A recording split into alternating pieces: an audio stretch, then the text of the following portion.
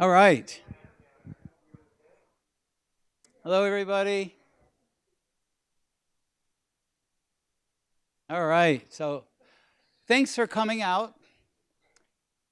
We are here to present where we're at with the pedestrian master plan at Caltrans. And again, I'm Ryan Snyder with Caltrans Planning Division for District 7, which is Los Angeles and Ventura counties. We have made some progress. I'd like to show you where we're at with this. Can I get this presentation to show up here? I need to see the presentation so I know what you're looking at. Oh, there you go. Okay. Purpose of this workshop is to hear from you. Tonight is going to be a different format from what we've had before. This is simply going to be presentation and then question and answers. The presentation is a bit long, and I'd like to kind of get through most of it without a lot of questions. If there's a clarifying question, okay, but if there are questions about why we're doing this or more complicated questions, we will have lots of time at the end. And we'll be here. We'll just stay until we're done with questions. So, but it's a longer presentation than before, and I just kind of want to show you where we're at with our progress. And we're focusing on the cross sections of the highway primarily, but there'll be some other things we're working on here too. Same as before, we're here to analyze existing conditions and identify safety priorities. We're here to make conditions better for bicycling and walking, as well as for transit users. And our study area is this whole 22-mile portion. I've heard 21, 22. Our numbers show 22. Just the city of Malibu. It's PCH just in the city of Malibu. And as you're aware from before, the process that we're going through is collecting information about the highway. We're doing engagement, and this is ongoing. We want to hear from the community and understand what you all want and make sure that we're trying to accommodate as much as we can our analysis. And we're actually at step 4, develop project concepts, which you're going to see tonight. We will come back a little bit later on with a draft study and then a final study. We have, tonight's October 23rd, and on December 11th, we're coming back to present the draft study. The goals, again, these haven't changed, but just to reiterate, we're trying to, number one, reduce crashes and crash severity. We want to provide safer accommodations for bicyclists and pedestrians. And by the way, this list has changed a bit as we've had a chance to meet with everybody, with the different stakeholder groups. Want to provide safer and more comfortable accommodations for transit users. But one thing we've really heard from the community here is we want to improve the character of PCH. We want to make sure that PCH respects the context of what we're going through here. So improving the character of it. We also need to preserve and enhance emergency access. It's really important. We've got one primary highway here that goes through the community, and emergency vehicles need to use it. They don't, as in other communities, have alternative routes they can use. So we do need to think about that. We also need to think about access to the beaches and the mountains and access to businesses. And we also recognize that this is an evacuation route. So we're trying to balance all these goals, and sometimes one goal will conflict with another. And we'll see some of that. So best as we can, we're trying to do things where one strategy works in one location, but another strategy might be more appropriate for another location. And we're having stakeholder meetings with the different stakeholders. So in addition to these workshops that we've been having and the virtual workshops, we've been meeting with some local residents, with city staff, with highway patrol, the sheriff, the fire department, community labor exchange. We're setting up meetings with Pepperdine University and hoping to have a chance to talk to administrators, staff, faculty, as well as students. Coastal Commission, Mountains Recreation Conservancy, and I think you're all aware that we have to follow some of their guidelines as well. We met with the Chamber of Commerce, and then we've got advocate groups like Streets for All and Streets Are for Everyone that we've been meeting with. And again, trying to take into account all of the different things, the needs and desires of all these different stakeholder groups and balance them with the goals that we're trying to accomplish. So, and how does that translate into what we do in the highway? Another one of our tools we've been using are the surveys. So we got over 1,200 survey responses, which were, that's quite a few. We only got 160 responded to the question about what's your affiliation with Malibu, because we do believe this is important. 68% of the people said they're recreational users. 22% were local residents, 9% local employees, a couple percent business owners, and then some others. And this is something we take into account. We understand that you all live here. This is your community, and we do provide an appropriate level of deference. I mean, you're the ones that have to deal with this on a daily basis. So we do understand that not all of our responses were from the community. We also understand that it's a state highway, and voices from outside are also to be heard from. So it's a balancing act. But we take all this sort of into account. Some of the things we learned from the second round of survey. Protected bike lanes came out heavily favored over striped bike lanes, and this was one of the things that people mentioned most. And this is, protected bike lanes are a bike lane with a physical barrier between the lane and the motor vehicle travel lane. One-way protected bike lanes were favored, so one way on each side were favored over two-way on one side, although not real heavily. A landscaped median was heavily favored in sort of the central business area, where we've heard from many people in the community that you want to make that more of a Main Street or boulevard context environment. So that was very, very much favored. Parking on one side and parking on both sides were about evenly favored. Where there was a difference, parking on the beach side was favored over parking on the mountain side. So if we're going to have parking on just one side, it seems like most people would prefer to have parking on the beach side. Another thing that came out very clear, no change came in dead last on every question. So we take this to mean that there's a desire to make significant change out there. And so that's what we're looking, we're looking to do. That we're not trying to do, just little things. We're trying to do things that will actually have an impact and improve conditions there. A couple other things that came out, the sort of the national park-like option that we believe is perhaps a long-term option that would have just one travel lane in each direction and a bus lane in each direction, with parking lots and the shuttle buses drop off and pick up and take people to the beaches and trailheads and businesses and all of that.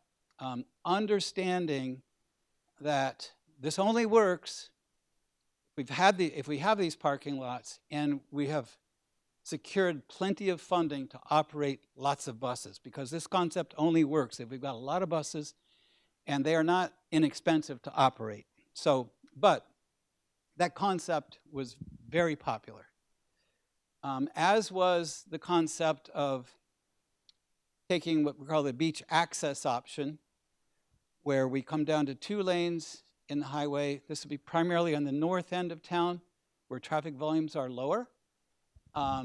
provide a way to have angled parking, so we can provide more parking, better access that way, as well as bike lanes, and actually have a sidewalk where people who are parking can find a nice way to walk instead of parking alongside of the highway and walking in a very narrow strip between parked cars and high-speed traffic. So that was very popular. Now I want to talk about some of the key tools that we're using to try to accomplish these goals. And I'll go through each one of these separately. But, and again, in trying to do these things, we have what I think of as a toolbox.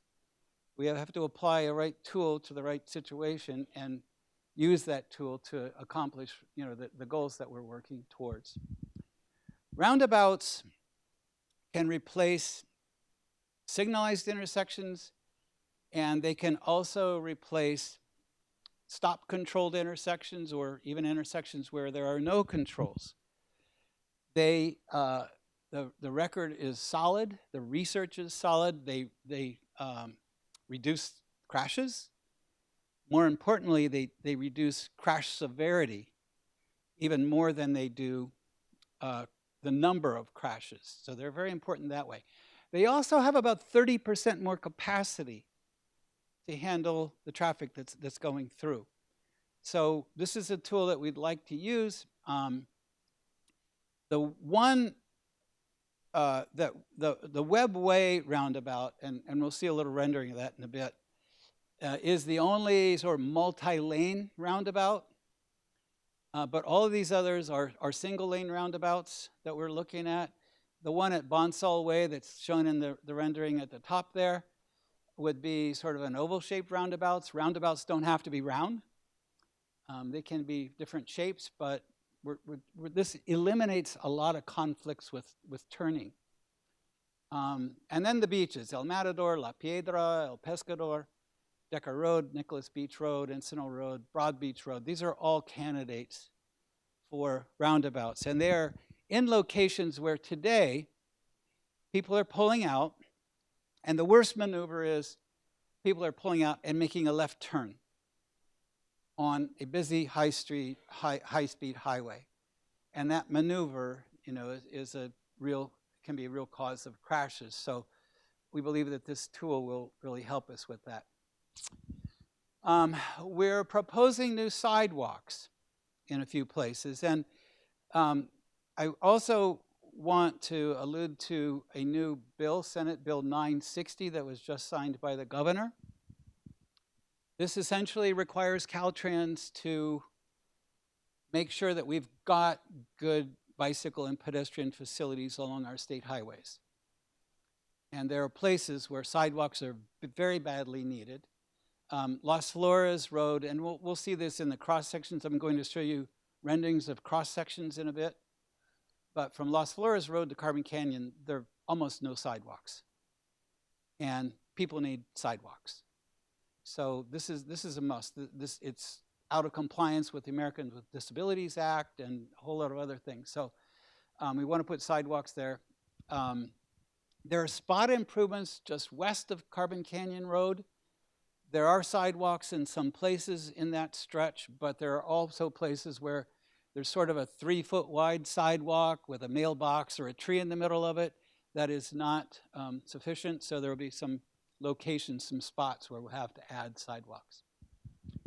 From the stretch between Cross Creek and Webb Way, you will see that that's one of the places we want to add angled parking. And there's no sidewalk over there. So people park, they're going to need a sidewalk to walk on to get to the beach.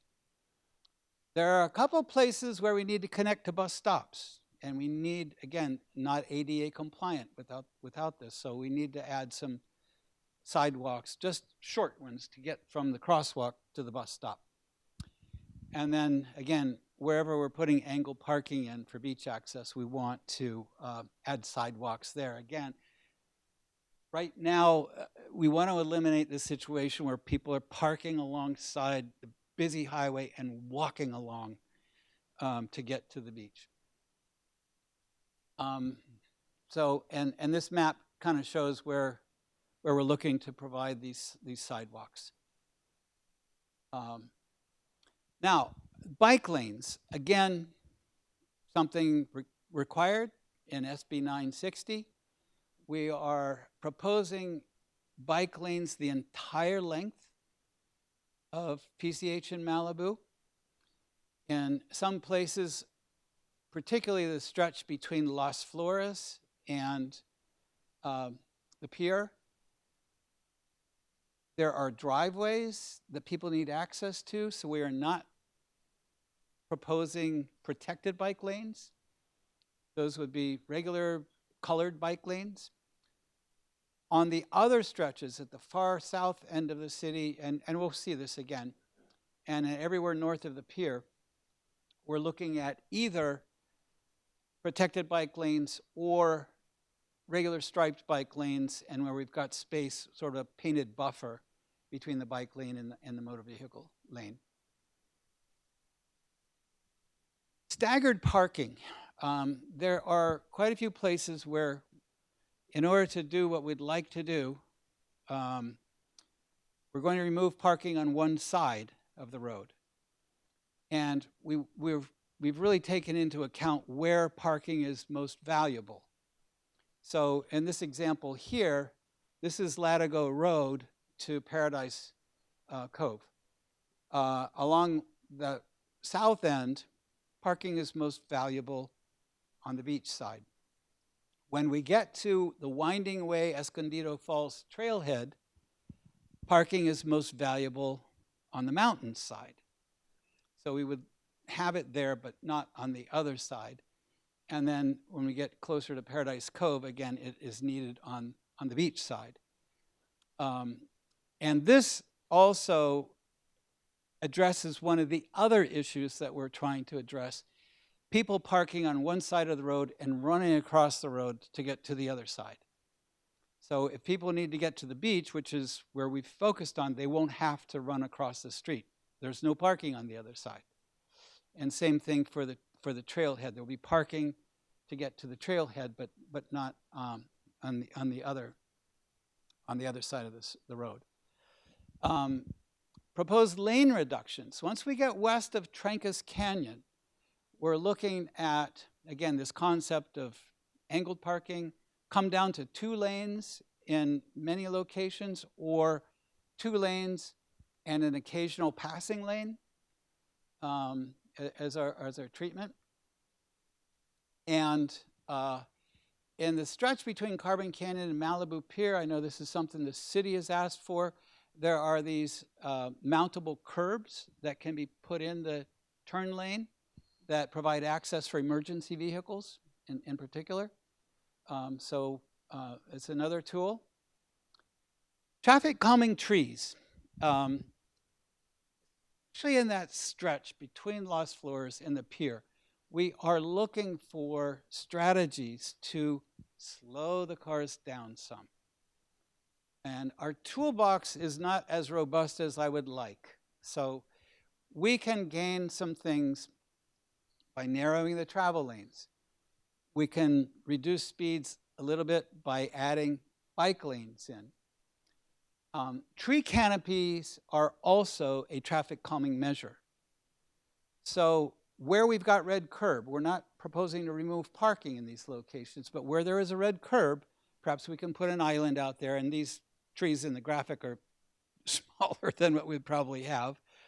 But the idea of finding a place to put a tree to provide some canopy, as well as some beautification.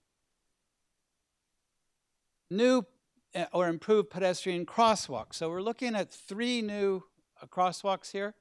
At Rambla Vista, there's a bus stop and no crosswalk. Carbon Beach East access and Carbon Beach West access.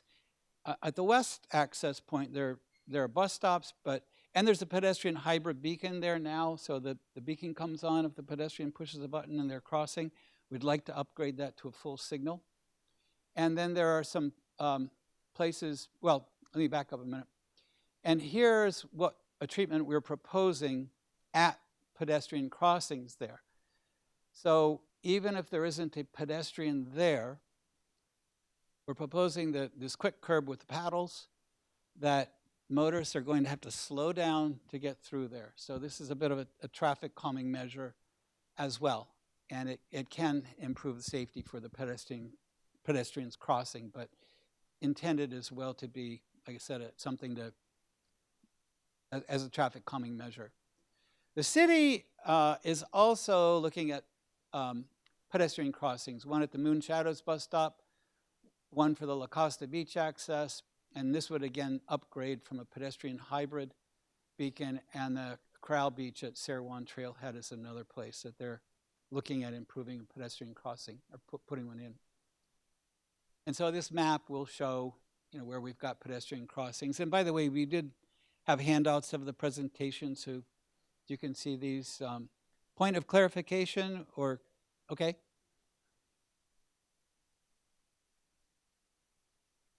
Let's hold that until later. So as I'm going through the presentation, I just want to do clarification questions, but that kind of question, and I'll come back to you as soon as we're done here with the presentation. Thank you. You mean these particular pedestrian crossings? I'm sorry. Oh, okay, yeah, we'll hold that question until the end. Oops, sorry. Need to go back. Going the wrong way.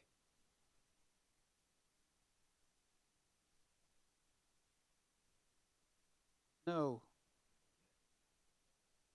I was pressing the other button and it was going, how do I get, Parker?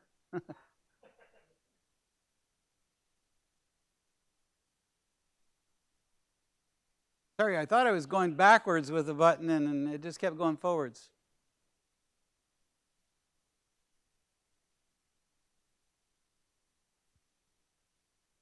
Okay, thank you.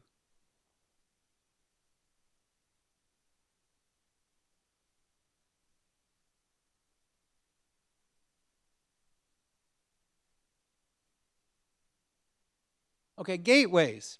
And this was something that we heard from the community and something that was really well liked. Gateways are something that we use to send a signal to the motorist that you're entering a new place now. And if you were speeding back there, you need to slow down because you're coming into an area where we're going to treat it differently. You're coming into the center of town. And so there's 3 places at least that we're thinking about gateways. One is the Webway Roundabout, and that is a rendering of what that could look like. Sarah Road, Rambla Vista are other possible locations, and this is something where you could add them at another less floors perhaps would be appropriate. And these renderings that we have here, these are just concepts, but I think it's a real opportunity to have something like a design contest. You've got some artful people in the community here. Do something that enhances what we call placemaking. And placemaking is something where we like to draw on the local environment, the local culture, the local history, and strengthen the feel of the place. And so we put dolphins in these, thinking that, well, okay, that reflects Malibu. But, you can come up with some better ideas here, and this might also be something that could be privately funded as well as possibly public funding. But I think it's a chance to do some really artful, like I said, placemaking. Okay, now we're going to go through the cross section, starting at the south end. And by the way, we went out and measured every stretch, curb to curb, or where there's no curb, edge of asphalt to edge of asphalt. So we have a pretty good idea of how wide it is, and the width tells us how much space we have to work with. So we have to work with the space we've got. On the far south end, things are pretty narrow. So here is an option where we put a 2-way protected bike lane on the mountainside.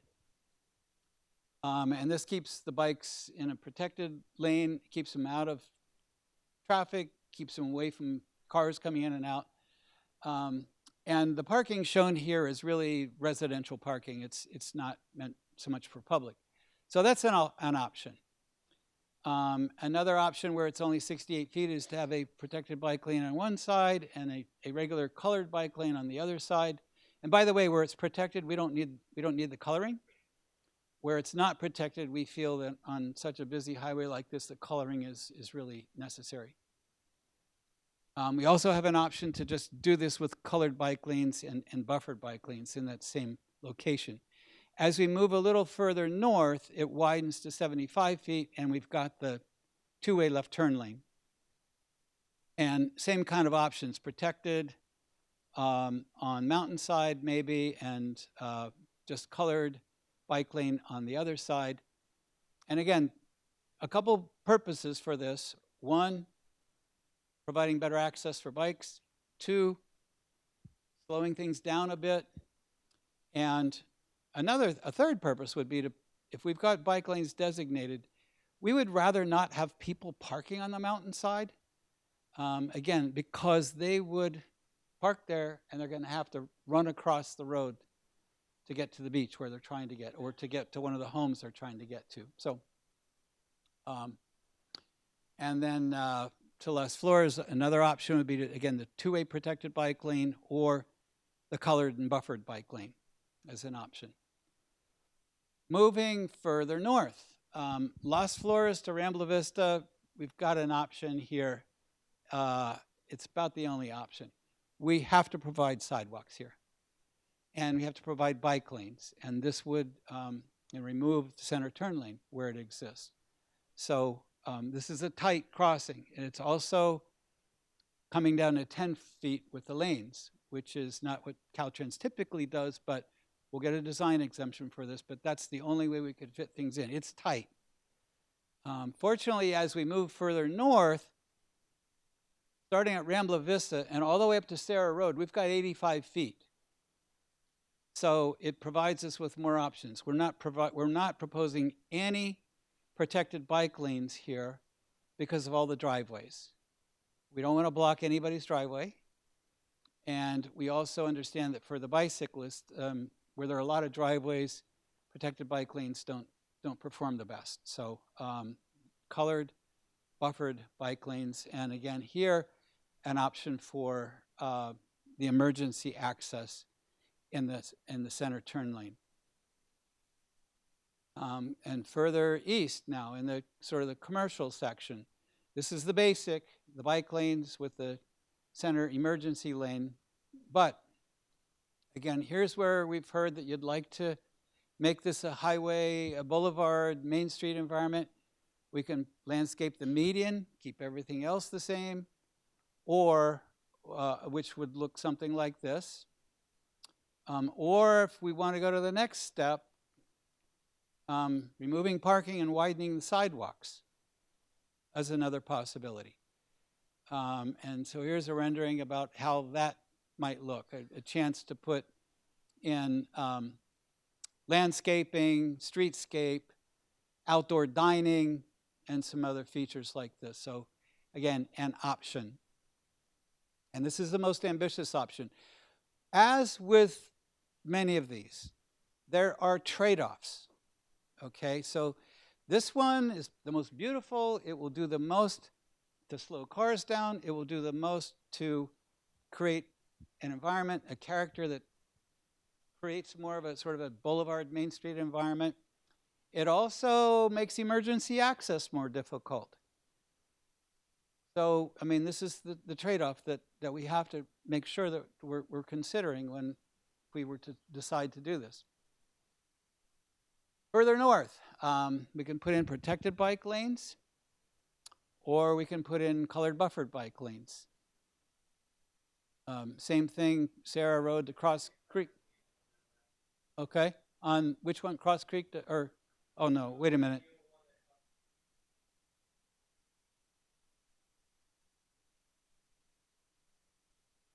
What about?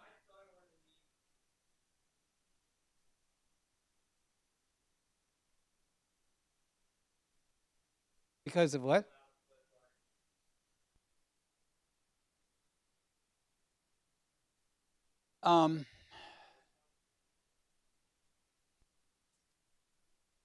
I have heard that. I'm not sure about that. I believe that if that standard exists, it's something that we could do a design exemption for. There are lots of places where state highways have landscape medians with big trees in the middle. So I think it's worth investigating and worth trying if this were something the city wanted to do. Well, yeah. Okay. Further north, across Creek to Webb Way. We've got a lot of space here. So we're looking at, again, angled parking. And where we're adding parking like this, we're, again, trying to pick places where it's valuable, where it's most needed. And this area, I think, it's pretty valuable in here. We're narrowing that median. That median is about 19 feet wide in its widest section. So we would narrow that median. I think better landscaping could be put in there. We would add a sidewalk, especially on the beach side, because again, if people are parking there, they need a safe place to walk. So that would add a sidewalk there. So that's alternative one. The other alternative is to have the colored buffered bike lanes instead of the protected bike lanes. Webway to Malibu Canyon, you've got a choice. And by the way, one of the issues with protected versus colored buffered bike lanes, many of the people out there riding today are highly experienced club riders, and they often ride in groups. They would tend not to favor protected bike lanes, especially if they are narrow. They're probably too confining for that type of rider. But we're also thinking about people who aren't the expert riders. So that's where the protection comes in. Most people don't feel comfortable riding on PCH the way it is today, and they want the protection. Now, as we move further west, or further north, either way, there's enough space that we can provide wide protected bike lanes. And I'm pretty sure those experienced riders would object less to the protected bike lane if it were wide. Clarifying question?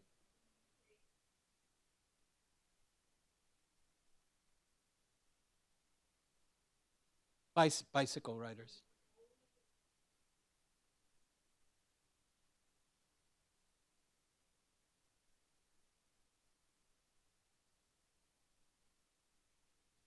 Yeah, our plans are for, yeah, it's for bicycles, yeah, and yeah. So Webway to Malibu Canyon, again, so this is a place where we could do either protected or colored and buffered. Malibu Canyon to Puerco Canyon. Again, same choices, protected or colored buffered.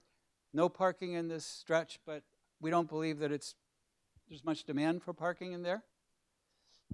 Puerco Canyon to Latigo Canyon. Now we're getting into that area where I showed you earlier where we want to do the staggered parking, so parking on one side. And in the more southern stretch of that, parking is more needed on the beach side. So we're showing it here on the beach side with the protected bike lanes or with the colored buffered bike lanes. And then when we get to a point, same kind of choice here, further along, protected or colored buffered. Where we get to the trail access point, Winding Way, Escondido Falls, we'll put the parking on the other side and either protected or colored buffered bike lanes and the rest of the highway.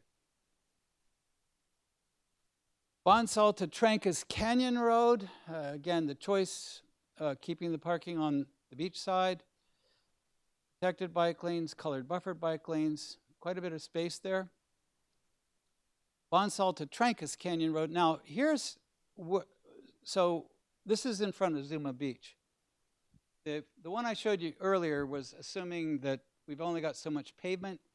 This one assumes, and I don't know, maybe somebody from the city knows, there's a lot of soft shoulder there on the beach side, and I don't know what's happening with that, if that is a candidate for paving. But if we could, again, a lot of angled parking there. That beach is really long, and we could gain quite a few parking spaces along there. Again, the option of protected or colored buffered. And then moving further north, same kind of choices. Here's where we come down to 2 lanes. So here's an option again with the protected, 2 lanes parking on the beach side, or maybe in some places we have a passing lane, which can help to accommodate if there is extra traffic that needs to be accommodated. Again, the choice is protected or colored and buffered.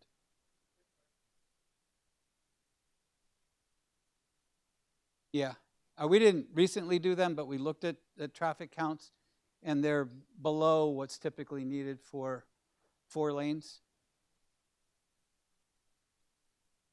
I think it was, I think we had like 2022 stats and 2019 stats. So recent enough. And then so El Matador to North City limit, here's where we've got the most opportunity if we come down to 2 lanes to do the angled parking and sidewalk and then the colored or protected bike lanes the whole way. So and that's where we can gain a lot of parking.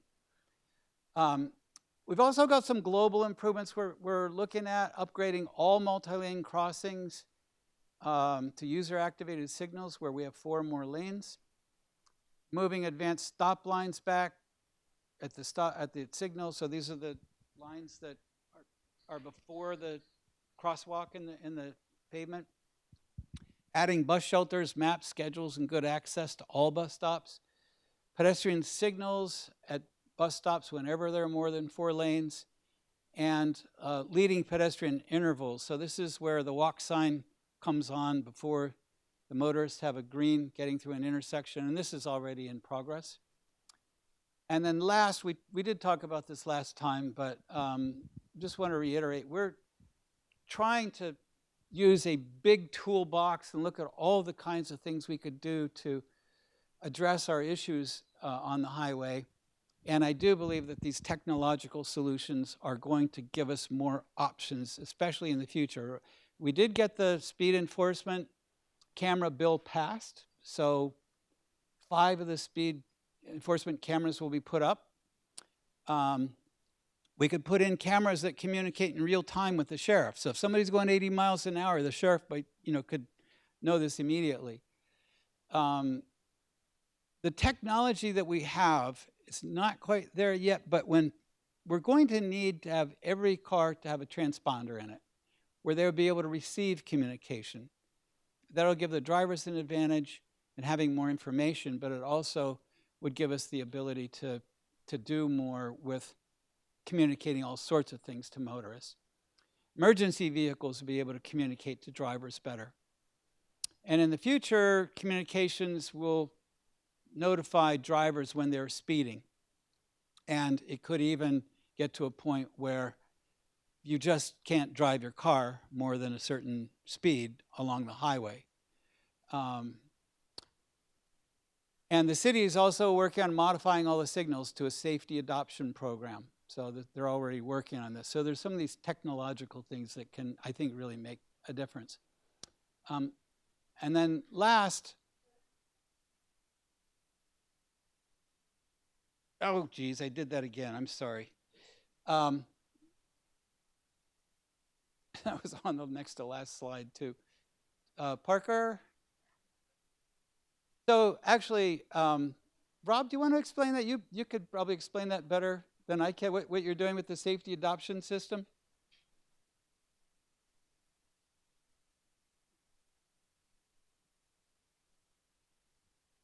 So good evening, everyone. If you don't know, my name is Rob DeBow. I'm the Public Works Director for the city. Yes, so we're doing this innovative approach to help signalize or synchronize all the signals on PCH from Topanga to John Tyler, or so that if you're speeding, if you're going through that section of PCH at the posted speed limit, you should get most of all the green lights. If you actually are speeding more through those sections, the signal timing will likely you'll hit more red lights. But what we're doing, we're going a step above that. We're putting devices in the roadway.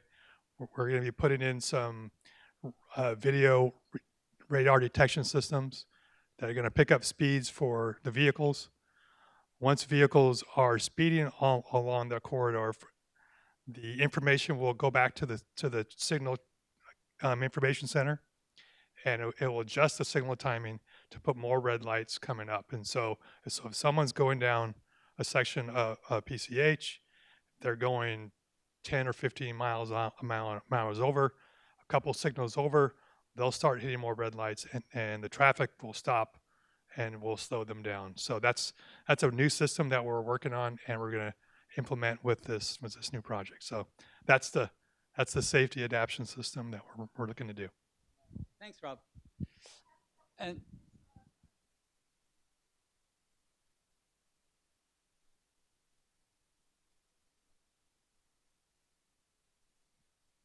so yes, so great question. So let me make sure I got this right. Is that at a pedestrian crossing, if someone's hitting the button to cross over there, right? So the system will recognize that there is a pedestrian crossing at a certain area. There's a computer software program that we have. It will make priorities of the traffic coming, and after a certain amount of time, it will allow the pedestrians to cross. So all this timing, it's very complicated computer program that takes in all this information and will actually make the situation smoother. So it won't throw off everything. It will just signify that this will happen. It will adjust everything, make sure that the pedestrian crossing doesn't interfere with the flow of traffic. all right, so just finishing up here, I wanted to, so this is going to be a phased plan. Generally, we're looking at roughly a 20-year horizon here, but in the short term, approximately 0 to 5 years or 1 to 5 years, striping, signing, rubber curbing, things that can be put in quickly. Medium-term projects, more permanent structures, starting with the higher priority areas like Las Flores to Malibu Pier, and then longer term, fully constructed roundabouts and other concrete features. And a lot of the timing is going to depend on when funding becomes available to the city. So last slide, here's our QR code. We've got a website. There's a portal there for you to make more comments. And we do welcome comments. And at this point, I will open it up for lots of questions. And actually, this gentleman in the back here, I wanted to go back to your, because you asked first. Yeah. Yeah, we need the mic to make sure it's recorded. Test. All right. Thank you. Hi, I'm Hans. I'm the reporter from KBUU. I'm confused. You used two terms through this. Like, this is what Caltrans wants, like with the 960 stuff, and this is what we're offering. So what I'm confused is what's going to happen and what is being proposed, and of the stuff that's proposed, who makes the decision? The city or Caltrans? Obviously, there's going to be consultation back and forth, but who's got the final word on this? It's a combination. Ultimately it's Caltrans Highway, but we want to work with the city, and the city's doing a lot of the work. They're putting up a lot of the funding, and so it's a collaboration between the two.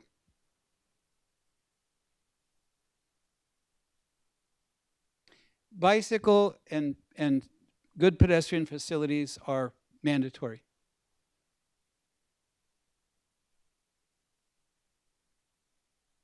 No, that's what 960 mandates. SB 960. Okay, yeah.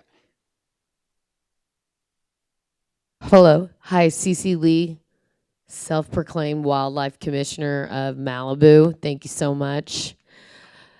I got a hold on you, you got a hold on me. Gallop all around like you own this town. We're off our rails, blazing trails. Gallop all around like you own this town. So really, I really think we need to take a look at the city of Norco and honor what Malibu is really about and who founded this town, and it was the horses. It's really impossible for us to keep on welcoming cars without the proper infrastructure of it. And in none of this I saw any allegiance to the horse town. And like, if you're gonna do the bikes, I love the protected rails, but can you make them rubber because horses slip? And then could we do it more? Is there any way we can do any type of underpass? I just think that, you know, we're welcoming in all these bikers. I don't know very many personal residents that are in this town. I see all the horses, especially on that winding way. And I think that that one area should be a park. It should go over so people could just walk around and just from Winding Way East to Winding Way West, just put that tiny strip under. There's no view of anything. If just people could just walk across and there could be parking, especially there. I'm a parent. My daughter takes the bus at Malibu Middle School. The bus has finally come back to us. And I think the simplest need for a parent is to have your child get to school safely. And it's a daily thing. And I really I stand on the side and I flag cars in and I'm like, please don't hit this bus. Please don't hit this bus full of kids because that's the last thing we need in this town. Kids are normalists. They're like, it's traumatic to hear these cars go 120 miles an hour and just know it's like could have been any one of our kids at all points in time. So if we could just kind of like make it easier for us to be eco-friendly, take the bus system, maybe there's a rail system. I love what you're doing and I love that we're honoring the bikers, but the bikers come from other parts of town. The residents here have horses. We all do. We love this town and we came here for the animals, not for the people. And I think Caltrans is inviting in more people that are only graffitiing our oak trees, and it's not honoring like the cohesion of like, if you see wildlife, you're a little bit more respectful of the earth. It's just the obvious. I see more microplastics than anything here. And we should be like, be a model, carry a water bottle down. Like that's all we should do. Okay, thank you so much. All right, thank you. And just to kind of respond to that, I mean, we weren't scoped to look at equestrian uses for this, and we haven't heard. This is the first we've heard anything about that. So, you know, it's sort of.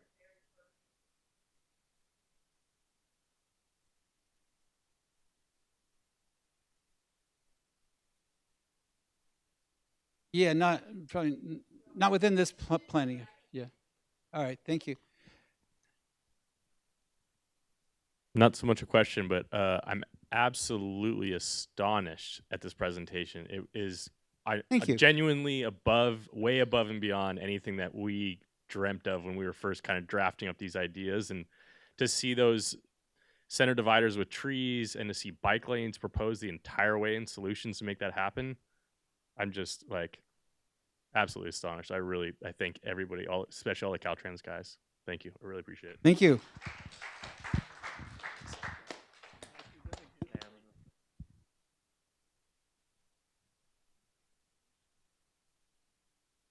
Good evening, Barbara Burke with Malibu Times. Had one inquiry. You stated that the horizon here may be up to 20 years. Are there going to be areas where you or the city or county or whomever will need to exercise condemnation? Not with what we're planning here. No. Thank you. No, we stuck within the road right away. So, one thing we did, you know, as I mentioned, we went out physically and measured every stretch of the highway within the city of Malibu, and we measured sort of at the north end where there are no curbs. We measured pavement width to pavement width, and then where there are curbs, we measured curb to curb. There are places where we have more right-of-way, but we haven't done a detailed survey of how much right-of-way we own on the sides.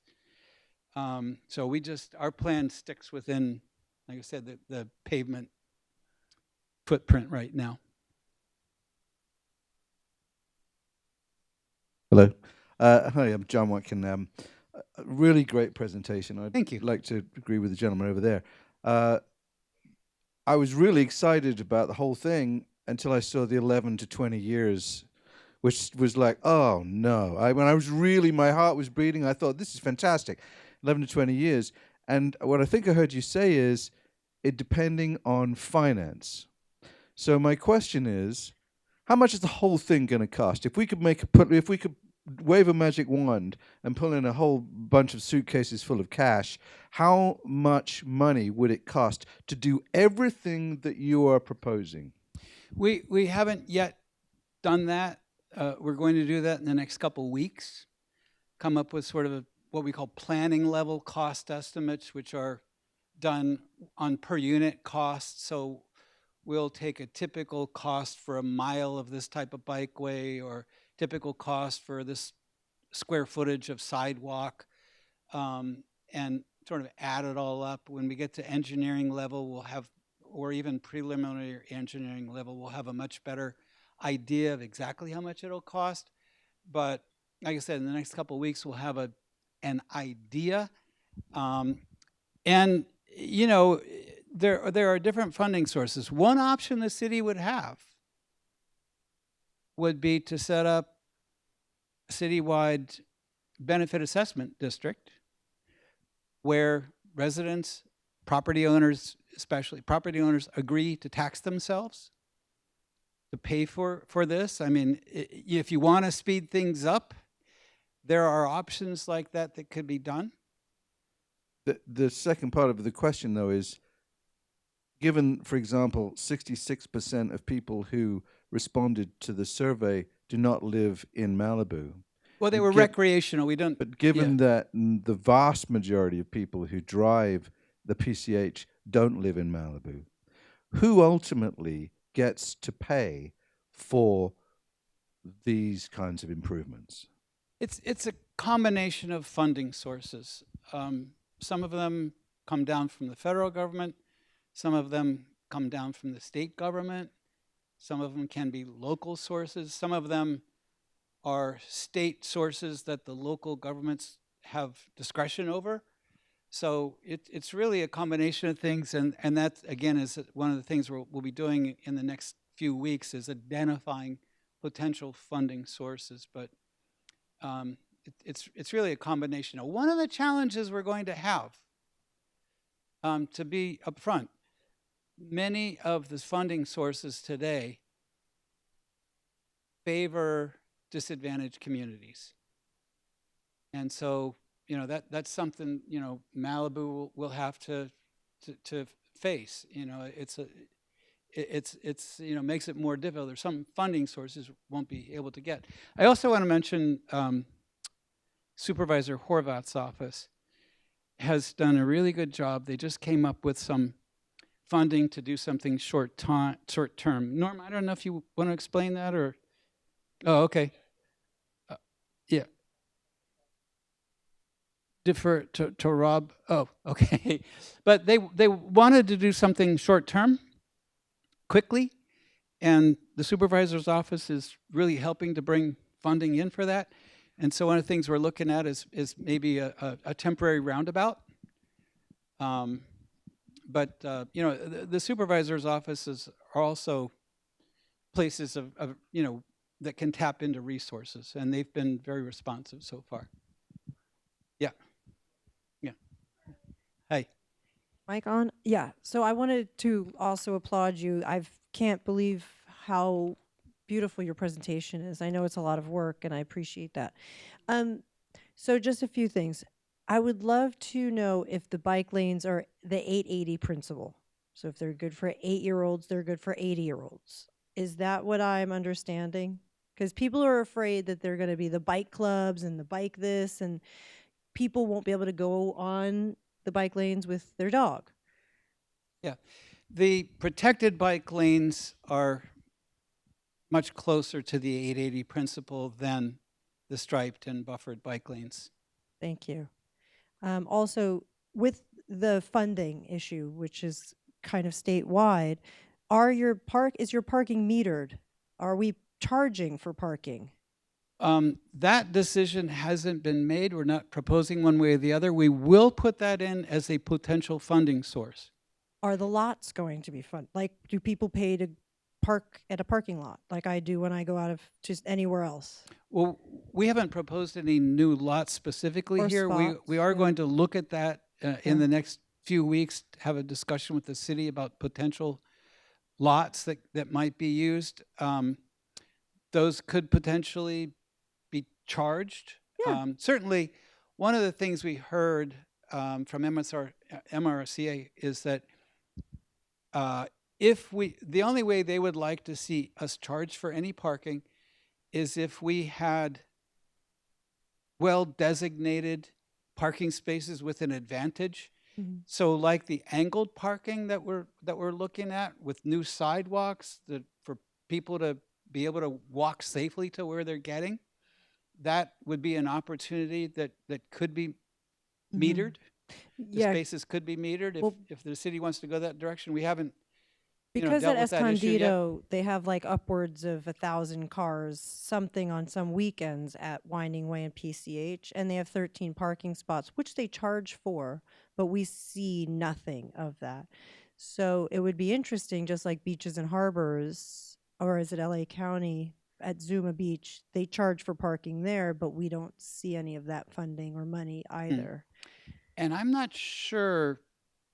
Does anybody know, Rob or Steve? Do you know if the city, if there were to be some of this angled parking were to be charged for, would that revenue go to the city or Caltrans or who? I don't even know that. Sorry, Yeah. and also, do you guys But- talk but- about the open lands that we have, the 5 parcels? Because we could, you could think about utilizing that in conjunction with some of this. So for paid parking on PCH, that would require a coastal development permit and working with the coastal commission staff to kind of develop a strategy and plan on how to do paid parking. We've kind of had that discussion with them several years ago. I think we have a roadmap on kind of doing that. And then since it's Caltrans' property, we would have to go in some type of MOU or co-op agreement with them on how those funds come in, how they get spent, and figure out a structure on there. So it's kind of it would be a process to kind of figure out. But I think it's something that way. Yeah. But it is a potential source of revenue. If it went to the city, conceivably, the city could choose to use some of the funding for some of these improvements. If it were to go to Caltrans, conceivably, and I can't commit to Caltrans Sure, of anything at course this not. point, but conceivably it possibly could be used. Yeah, That would be a logical that would be use logical. of that revenue. And by the way, I did a parking analysis. Hmm. With this angled parking, it looks like we might be able to add something like 900 spaces. Wow. Wow. And if those, do the math, if, take 900 spaces on a busy Sunday afternoon And when you have those angled spots and you need to get to, let's say, Escondido Falls, how would that be implemented? well, at that location, we're looking at just regular parallel parking. Yeah. We don't have the width for the angle. The angle parking does take up quite a bit of Yeah. width. And has toll roads ever been discussed? I know in the not- past it has, and I'm sure that We haven't talked about No. that, okay. Maybe that's part of the national parks idea. possibly. I'll just do it really quickly. Hi, thank you, Hi, Halen. Tanny. I love that 880, especially since we're all so focused on safety. So Yeah, let me describe what that is. So the 880 concept is if we can design our streets to be safe for an 8-year-old and an 80-year-old, they're pretty safe for just about anybody. So amen. Thank you, Ryan and Lee and all of Caltrans and Rob, all the engineering with the city and leadership in Caltrans and Michelle.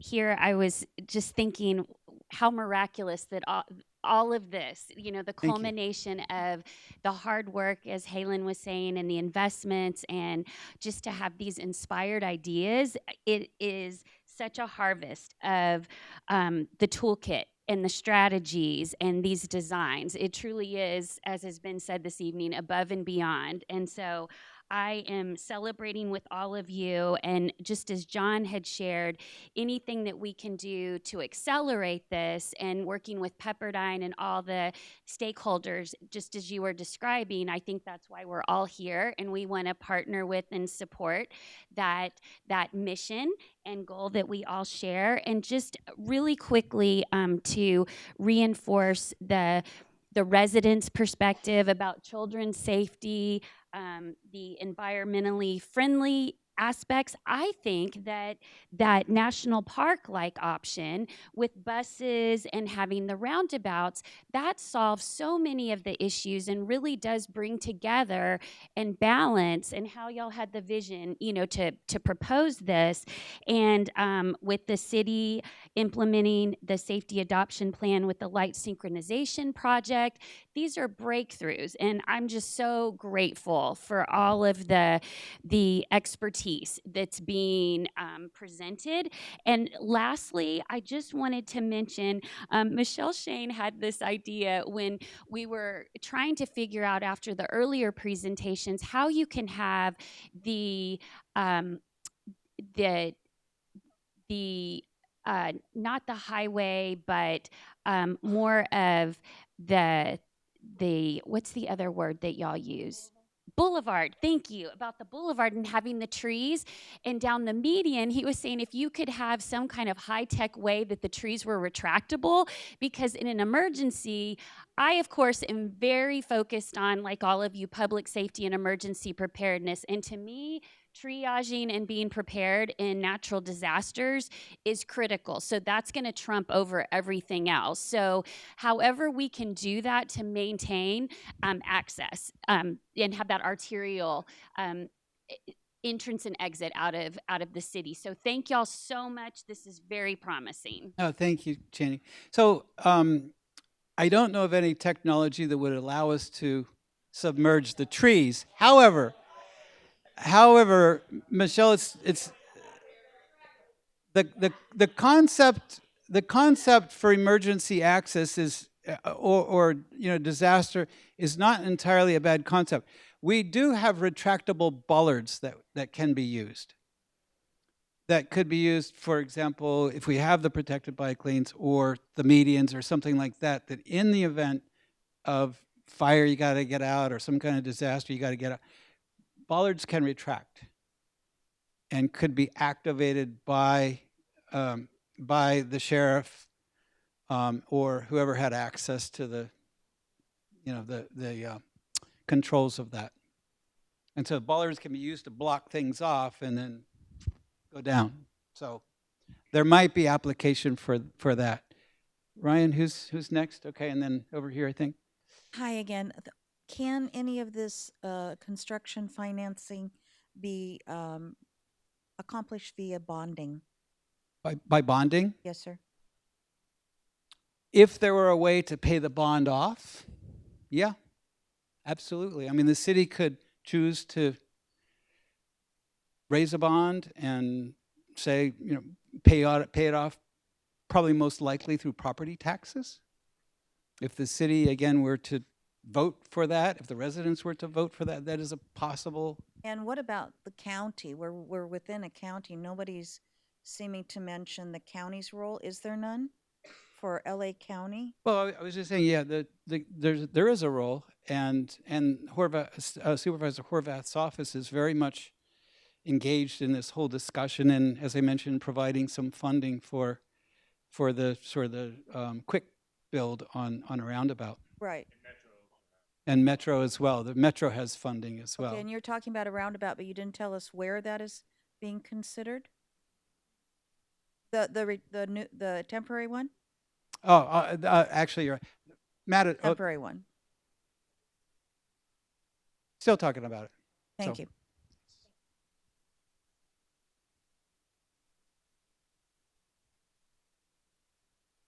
I want to first of all Thank you for a great presentation. You're welcome. There are some questions raised up. I was here at the first meeting and online meeting as well. I mentioned and I keep repeating that questions and haven't seen it anywhere in your design. First question is the landsliding. There are some areas that I can document it and present it to you. There was no design, no prevention of any, safety for landsliding, which happens randomly. There are some other areas that I see a lot of stormwater pipeline that been rusted and corroded. They need to be replaced, which contaminate our water. Some other area that nighttime I drive and I see people come and dump the, I don't know what kind of soil is that, type A, B, C, whatever it is. They keep dumping and I even that night, about a week ago, I stopped. It was a foggy night, if you remember a few nights. So I stopped and I say, why do you guys dump here? It's not your business, it's Caltrans projects. I have a general engineering company myself, and I know Caltrans would not do such an activity at a foggy night. So I tried to get the superintendent business card. They didn't let me even get close. So that's, You mean the superintendent of? yeah, he reject to even give me his business card to see who that is. Oh, at the site. Mm-hmm. And these are the things that concerns. Also, there are some sites at the beach. I can document all this, volunteer. I'll be happy to volunteer, donate my work and service to City of Malibu, which is whatever costs, no problem on me. But we like to see a beautiful vision of Malibu because Olympic comes to town. We really want to represent our city as one of the most beautiful, environmental friendly to the world. So I'll be happy to do that if city wants to collaborate with my business and design everything. I'll be happy to do it. But I don't like the way they contaminate the environment. I'm really environmental friendly. Yeah. And it really bothers. Yeah. Why there is not such an environmental protection in your design? Sorry. Yeah. Well, in parallel with this study, so this study is really just the sort of the transportation portion. We have a climate action plan that we are also doing. And with the climate action plan, they are looking at landslides and coastal erosion and all these other kinds of issues. So that those issues will be, I'm a transportation planner, I'm not a geologist, so we have that staff that's working on those other things. And to your comment, I spend a good chunk of my recreational time here. In the summer, I go snorkeling here, I go swimming in the water, and in the winter, I go hiking in the mountains here. This is spectacular. And the highway has to respect the context and should enhance the context. So I appreciate your comments on that.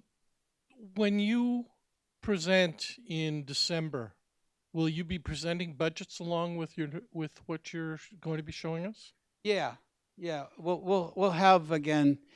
They're what we call planning level cost estimates, where they're per unit, not real precise, but we'll at least have ballpark idea. Okay, and highways are controlled by Caltrans, correct? The state highways are controlled by Caltrans, yes. So, and you're looking for money as a way to pay for this. And I don't know the rules and regulations, but a cheap toll road that has 40,000 cars going to and from Malibu every day could pay for this.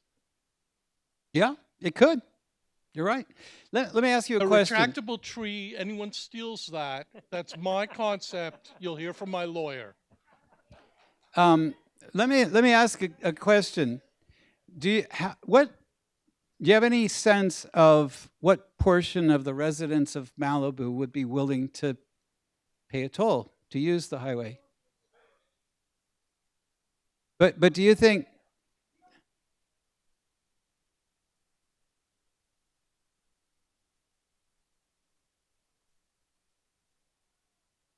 Yeah. But I mean, I don't think we would have, if we were to toll the highway, I don't think we could distinguish between I'm not sure legally we could do that.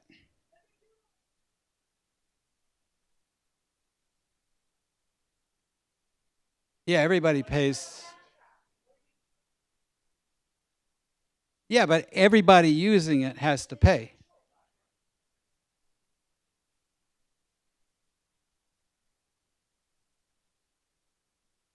Well, it's public now. It was uh, anyhow, I'm pretty sure legally we couldn't distinguish between residents and other users of the highway.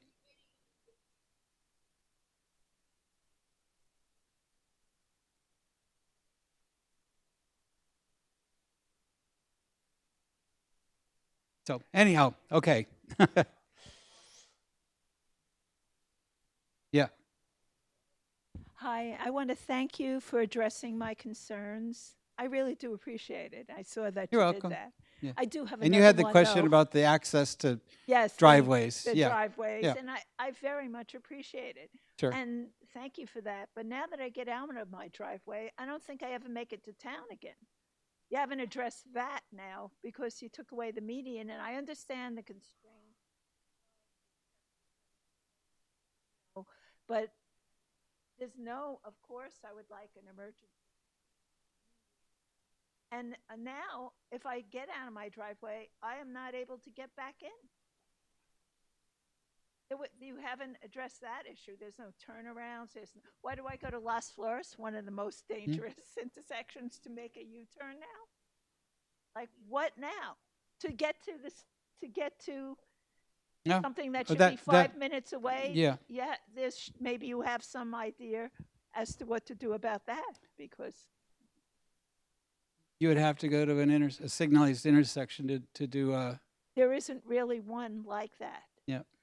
Yeah. Because Las Flores, there's no U-turns. So where am I going? If Las Flores doesn't permit U-turns, that could be changed. I mean, because you're going to have to It's do. getting more dense right now. You know that Huh? with the turn lanes and and all. It's just not a safe intersection. I don't see that. It's not really for residents. So just to answer your question, yeah, if the design is showing that where we're going to restrict access to the median and going in there, No median. yeah, well, or there's no median. I don't like it all because then Yeah. for emergency Yeah, vehicles. right. So in order to do that, yeah, the design has to account for those residents, how to make a U-turn and how to get back. Yeah, Go to exactly. town. You want me to Exactly. go to the Palisades, and So- then I can't even come back. So a design like that, Caltrans will look at the street segments, make a dedicated area where you can turn around. And it's not driving really far to get there, because that's something that, I don't have yeah. a problem, but I don't Yeah. see that addressed, Right. and I'd like to see it yeah, addressed. that's a good because- question. And that's a good comment. And that's something that, we'll have to work with Caltrans to develop some type of strategy to solve that issue, or to have at least have a concept and design. So when you have those situations, this can fit in certain areas to accommodate people making U-turns to get to their place, because you got to have a way to get in and out. Yeah, because I got, it helped a little bit, but not a lot, because So, I then I mean, got the next- this is the sort of thing when we get to actual design, or the engineering drawings are being done, this sort of a thing will be accommodated now. So at this point, we're higher level sort of planning, but real details like that are going to have to be addressed a lot during. to me, that little detail. And I know, my other question is, do we still have input on your website? Yes, And absolutely. There's more surveys based on this? We're not doing surveys at this point, but you can just make comments.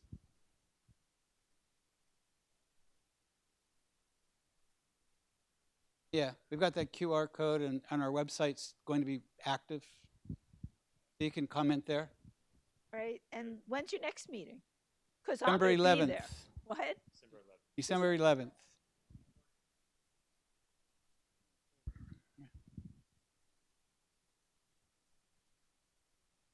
I just want to follow up on that. I understand you have a system and procedures and things like that, but to the point that I think 66% were not Malibu residents. If there is any other way besides comments to go back to the residents, because I've been at every one of these meetings and I don't think I filled out a survey. So I know you guys have done the best you can. You got 1,200 responses. That's a lot. But is there a way to go back specifically to Malibu residents, whether it's with the city email list, to just kind of before you make the final recommendations to get a little, make those numbers not quite so skewed? Well, I mean, we're taking into account the fact that a large portion of respondents weren't residents. And so, I mean, everything we're proposing here, we believe is responding to the degree we can to what we've heard from residents. So if you do make a comment on the QR code and the website, just state the fact that you're a resident. Done is incredible. It's unbelievable. It's well thought out. You can tell that you took multiple inputs, and it's greatly, greatly appreciated. Like, I don't have a specific thing like, oh, if I was a resident, I would change X. I just meant just to have the results a little less skewed, it might help. It's clear that you've taken the residents into mind. But, you know, there are residents that are cyclists here. There's a lot of us. And we appreciate the bike lanes, and we understand they can't be exactly what we want. You have multiple parameters that you have to satisfy. And again, just to follow up on what everybody said, you guys have done an incredible job. It's a lot of work. It's greatly appreciated. Just wondering if there's a way to get a little more input as you go through the process. Yeah, and like I said, right now the opportunity is the website. Yeah, thank you.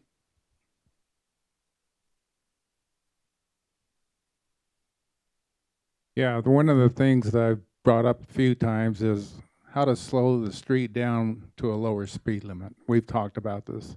Yeah. And all I hear is, I can't. Yeah.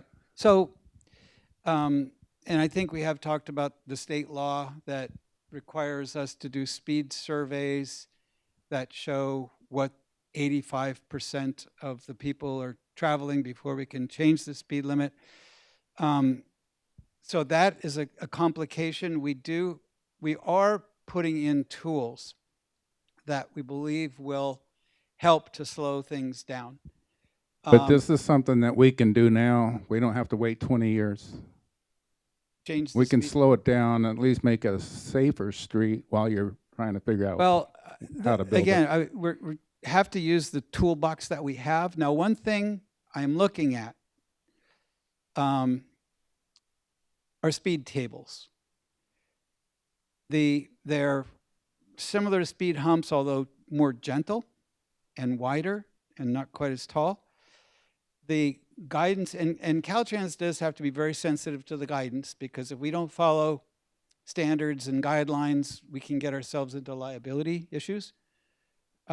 So the guidelines on speed tables have typically said that these are for smaller streets, slower streets, you know, that don't have 4 lanes. However, I'm recently learning that there's a growing acceptance of using speed tables on busier streets, on 4-lane streets, and I just learned today that the Poly Highway in Oahu is using speed tables at pedestrian crosswalks where they've got 39,000 cars a day. You know, we're kind of 40 to 45, so in that same range. And I'm learning that there's East Coast cities that are using speed tables, and I think I've heard that they're widely used in Europe. I'm looking at it. It's not, again, we have to be cautious about what we recommend as a solution we know will work, but it's something worth looking at, and if there's enough evidence to say that we think this tool could work here, and there's enough evidence to show that It's worked well in other places. It might be a pilot. We might be able to try an experiment in a short-term basis. You know, speed tables can be put in for $20,000 or $30,000. It's asphalt. You can take them out. So, you know, like I said, we're using the tools that we have: the narrower lanes, the bike lanes, the quick curbs at the pedestrian crossings. You know, we're all doing these things. The trees, putting in all these things to try to create some what we call friction to slow things down. What we have now, the toolbox is not as robust as I would like to see, but Okay, but the thing is, what I'm talking about is the sign that says 45 should be Can't change it. 35 or 25. You go up to 395 to Bishop, and you enter these little towns, and they slow you down to 25 miles an hour. And you get out of town, it speeds up. We're just like them. We're just a little town, but our speed limit still stays 45 and 50 and 55. It's too fast. I can't argue with that. But right now, with state law and the tools that we have, that, you know. So then we have to go to the governor. Or the state legislature to change state law. Whatever it takes. Yeah. That could be done. Another question. Whatever happened to the fact that we have a business district? There's supposed to be a provision in the law that allows for speed reductions in business districts. We also have a provision in the law that allows for reduction in speeds for when a highway is going through a residential district. I mean, the stretch from Las Flores to the pier is definitely a residential area. Mm-hmm. Yep. What happened to those laws? Do they not exist? They don't, and we have had this in this prior workshop, the conversation. It doesn't apply to state highways. And again, a change in state law could overcome that. But I will also say that even if legally we were able to bring the speed limit down to, say, 35 miles an hour, speed that people travel is determined more by design than it is by what speed limit is posted. So it's important that whatever we do, we have design features in to slow things down as much as we can. Yeah, Ryan. Okay. Hi, Ryan. As a Public Works Commissioner, neighbors are always talking to me about sidewalks, bike lanes, and most recently about horses. And there's 2 horses up apparently at the top of the parking lot there that came tonight. And I know if we do the national park set up, can it be 1 lane and we actually aren't a highway anymore, but a boulevard? And can we have horses and bikes and what? I mean, can we go back to the olden days a little bit? I think, well, one thing I will say. Not my idea, but as climate change worsens, politically, people will be willing to do more change than we've been able to accomplish in the past. I really believe that. People are going to recognize, oh yeah, this thing's real, and we've got to do more. I think the direction you'd probably want to head with that is we'd have to do a right-of-way survey to understand how much unpaved right-of-way Caltrans has that might be suitable for a trail. So right now, again, our work, we measured pavement to pavement. And the logical place for this sort of thing would be off pavement. And we just don't know how much right-of-way we've got and where that is just yet. No.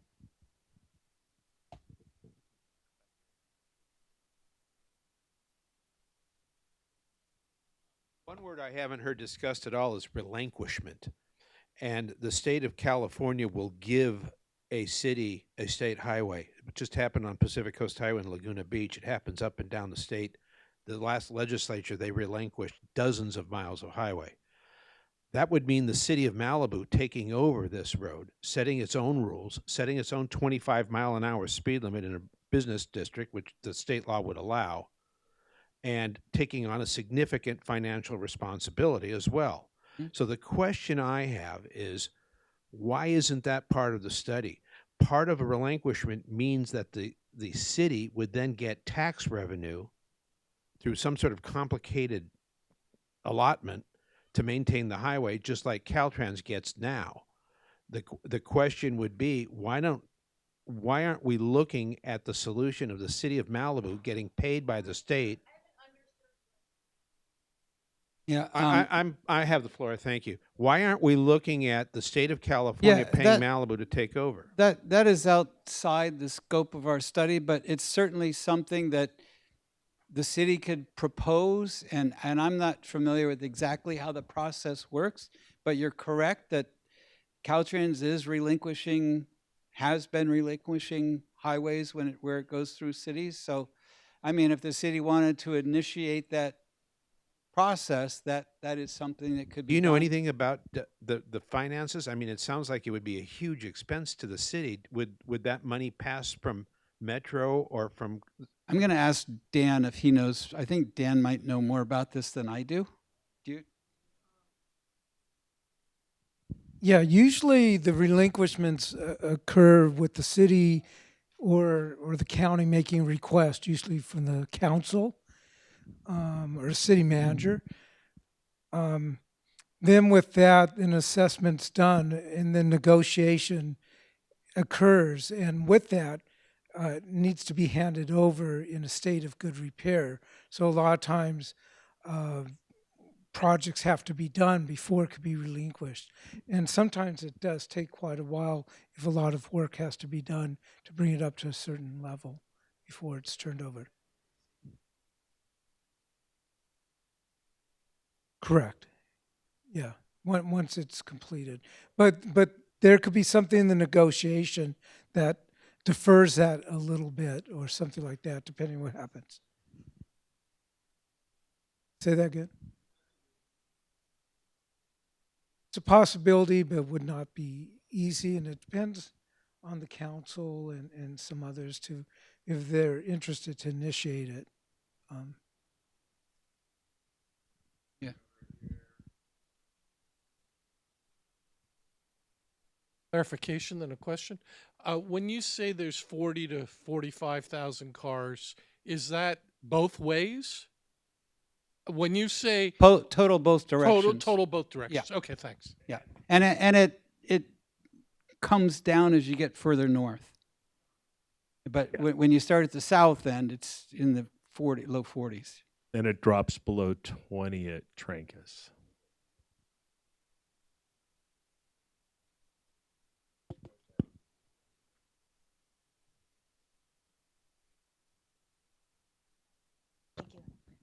My first question, sir, I didn't know your name or title. Please. My name's Dan Kapolsky. I'm the Planning Implementation Manager. Okay. Sure. And then are you doing you're stating relative to the miles per hour, the speed limit, to take any action currently, a condition precedent would be that you would do a speeding study. Are you doing that concurrently with this initiative? Speed studies have been done, and so the issue is that when you do a speed study, you're going to go out, you're going to measure the speed of 100 vehicles, and we look at what's called the 85th percentile. In other words, what speed are most people going? And that we've got a little bit of leeway, plus or minus 5 miles per hour is what we're supposed to set the speed limit at. And that is state law.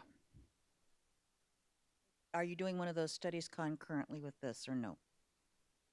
Let me ask Lee, are we doing any speed surveys concurrently with this?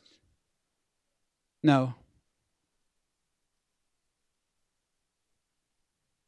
But we have reason to believe that if we did, we wouldn't be able to lower the speed limit. So on the timing, because it looks like it could take a long time for some of this stuff, because gateways, I understand, are privately funded. Not necessarily, but they could be. Possibly, I they think could be? there's more funding available for sort of typical roadway features than something like that. I mean, I think there might be one or two funding sources that could be used, but Like it would be partnership with Malibu and somebody private to kind of Yes, maybe that would be push easier to this fund it, through yeah. the sort of thing. Yeah. Okay. And then yes, I agree. The physicality. I mean, the speed thing is definitely an issue. Speeding on PCH, but there is also this idea of the changing the physicality of it. And I'm just trying to get my horses back on the trails. I don't know about PCH, but it'd be great to get them back on the trails. And so when you're starting to do this timing, you broke it up. So you've got something could be done immediately. You could start with that. I just worry about traffic. So you're going to break it up into increments when you start and everything is done. And do you have like a time frame on start to finish for some of these projects, or is the PCH just going to be under construction indefinitely? Yeah, we don't have a time. We're not that not far there yet. advanced yet. So this Gotcha. is kind of a high level, Yeah. longer term plan. The next step would be determining what projects would come out of this, and then we would go through what we call a project initiation document, a PID. That would entail something like preliminary engineering and a more detailed budget, and then Maybe the finding- temporary roundabout somewhere. Yeah, That you well, the temporary decide- that can roundabout- be implemented sooner. Yes, Perfect. that can Okay. happen sooner. Thank you.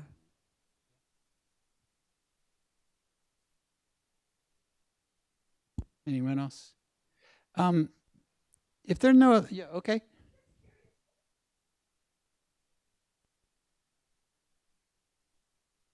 Optical bars, they just kind of help to create a visual effect that slows cars down a little bit. And I'm not familiar with the research on that, but it is my Lee. Do you know what the research is on optical bars? If they are successful to slow people down? I don't have the percentage currently. I could look it up and get back to you. They have been shown to work.